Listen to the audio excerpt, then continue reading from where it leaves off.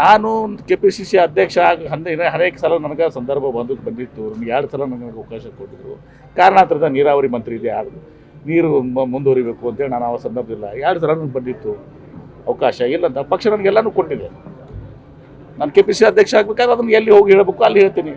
ಅಥವಾ ನಾವೇನೇ ನಿಮ್ಮ ಮುಂದೆ ಮೀಡಿಯಾದ ಮುಂದುವರಿ KPCC ಅಧ್ಯಕ್ಷ ಹಾಕಿವ ನಿಮ್ಮ ಮುಂದೆ ಹೇಳಿದ್ರೆ ನಮ್ಗೆ ಏನು ಹೇಳಬೇಕಾಗಿತ್ತು ನಮ್ಮ ಹೈಕಮಾಂಡ್ ಮುಂದೆ ಹೇಳ್ತೀವಿ. ನಿಮ್ಮ ಮುಂದೆ ಹೇಳಿದ್ರೆ ಏನು ಪ್ರಯೋಜನ ಅದದು? ಹಾಂ, ಯಾರು ಅದೇನೊಂದು ಕಾಂಗ್ರೆಸ್ ಪಕ್ಷ ನಾವು ಅಲ್ಲಿ ನಮ್ಮ ಹಿರಿಯರು ಏನು ಚರ್ಚೆ ಮಾಡ್ತೀವಿ ಅವಾಗ ನಮಗೆ ಏನು ವಿಚಾರಗಳನ್ನ ನಮ್ಮ ಭಾವನೆಗಳನ್ನ ವ್ಯಕ್ತಪಡಿಸಿರ್ತೀವಿ.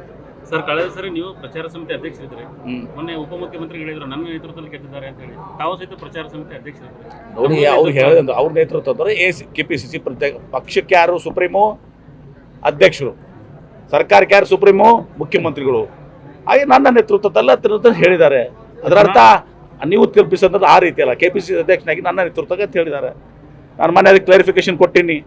ಮುಖ್ಯಮಂತ್ರಿ ಸಿದ್ದರಾಮಯ್ಯನವರು, DK ಶಿವಕುಮಾರ್ ಅವರು, ಅನೇಕ ಮಂದಿ ಮುಖಂಡರು, ಪಕ್ಷದ ಕಾರ್ಯಕರ್ತರು, ಬೂತ್ ಲೆವೆಲ್ ಹಿಡ್ಕೊಂಡು ಎಲ್ಲ ಪಕ್ಷದ ಕಾರ್ಯಕರ್ತರು ಎಲ್ಲರೂ ಕೂಡಿ ದುಡ್ದಂತನ್ನ ಮತ್ತು ಜನ ಆಶೀರ್ವಾದ ಮಾಡಿದ್ದಾರೆ. ಅದರಿಂದ ನಾವು ಚುನಾವಣೆಯನ್ನು ಗೆದ್ದಿದ್ದೀವಿ.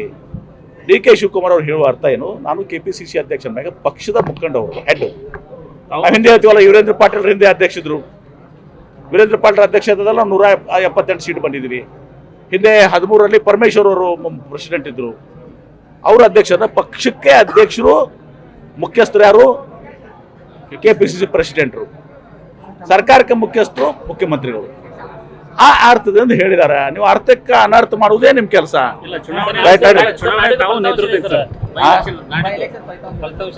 ಎರಡು ಗೆಲ್ತೀವಿ ನಾವು, ಅದ್ರಾಗೇನದ.